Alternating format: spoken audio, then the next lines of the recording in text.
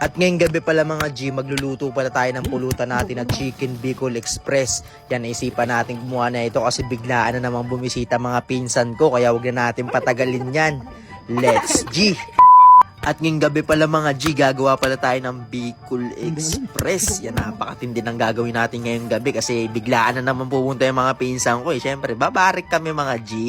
Kasi yan, iniwalan pala natin sa pagganyan. Yan, maliliit lang. Tapos sibak na tayo ng ng nanay ay ng sibuyas. Yan, kung ano na naman nasasabi natin. Tapos yan, iniwalay-hiwalay lang natin yung Lego, ay yung yung bawang. Tapos yan, iwai-wai lang natin yung mga G ng pinong-pino para mabisa talaga pag-isa natin. Tapos yan, yung sili. Yan, bahala kayo kung gaano kadaming trip yung siling green. Basta ito, okay na to. Katagos na yung bukas sa inidoro. Talagang mahapdi-hapdi yan mga G. Tapos ito, yan, iwai lang natin tong siling siling labuyo. Yan. Yan, saktuhan lang kasi yan lang naabutan natin sa tindahan. Tapos to, hinugasan na rin pala natin tong alamang. Yan, tanggal na alat yan. Tapos salpak na natin tong kawali natin. Tapos lagyan natin ng gear oil. Yan, bagong change oil yan mga G. Tapos yan, gisa lang ng bawang. Halu-haluin lang natin yung mga G. Tapos ito, follow up natin yung sibuyas.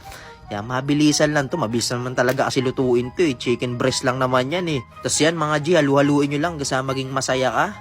Yan. Hanggang sa maging ganyan mga G. Tapos ayan, lagyan natin ng poli na paminta. Siyempre, pampapogi din yan. Tapos ito, palop natin yung alamang. Yan, hinugasan na pala natin yan. Baka sabihin na naman kasi ng isa dyan eh. Nanggigigil talaga ako sa isa dyan eh. Ang daming kino-comment eh. Tapos ayan, koko mama lalagay natin kasi wala namang kasing gata akong mabibili gantong oras. Yan, mahirap maghanap niyan. Bihira lang tayo maglagay ng koko mama. Pero kung tunay na gata ito, naku, napaka-tindi ng amats na ito. Tapos ayan, lagay natin yung siling green. Huwag muna natin ubusin na magtira tayo pang mamaya. Siyempre, kukontrolin natin mga G.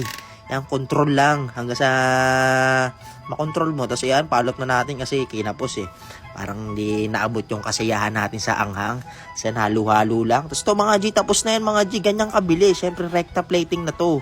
Yan, siyempre, inuman na to pagtapos eh. Wag lang talaga susukan ng mga pinsan ko to. Naku po, napakasarap yan. Tapos isusuka lang. Sayang. Tapos ayan mga G, yan, tikman na natin yan. Dami pang pinagsasabi na ito sa video. Ayun, goods na mga G. Gusto naman si Aaron, titikman niya din daw.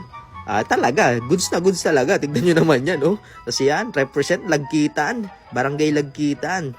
Tol, Ginson yan, tol, oh. Tapos yan na, lapag na natin yan. Sisimulan na natin yung mga G. Yan, MP lang iinumin natin, pero goods na yan, tagos na yan, hanggang CR.